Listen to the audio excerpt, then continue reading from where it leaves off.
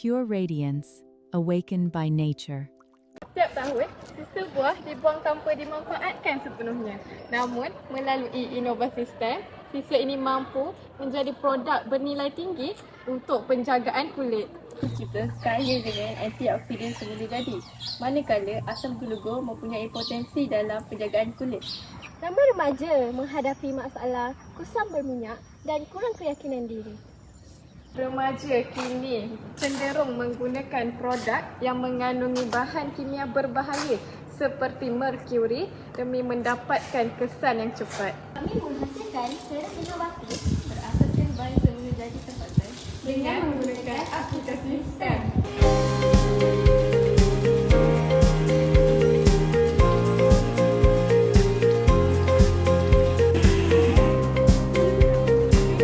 pakai sarung tangan dengan masker.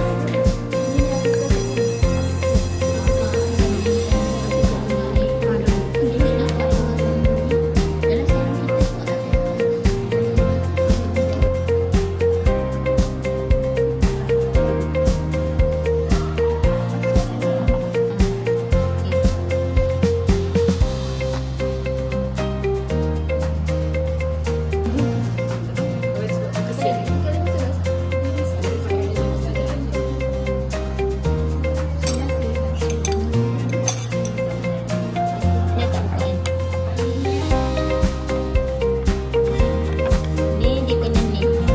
Tu dia kena terbangkan. Macam kita nak wear batik.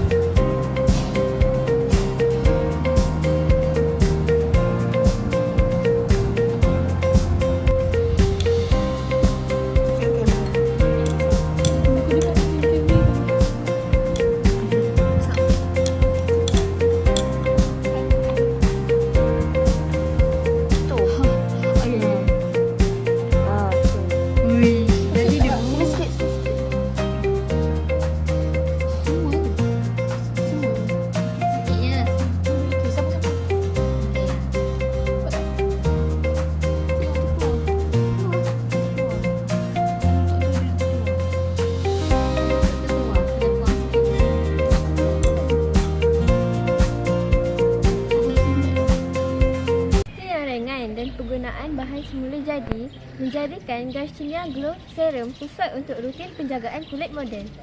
Inovasi ini memberikan impak besar terhadap pengurangan sisa buah. Kulit buah yang sebelum ini dibuang begitu sahaja, kini dimanfaatkan sebagai bahan bernilai dalam penghasilan serum. Secara tidak langsung, ia membantu menyokong kelestarian alam sekitar dalam mengurangkan pembaziran dan menggalakkan penggunaan semula sumber alam semula jadi.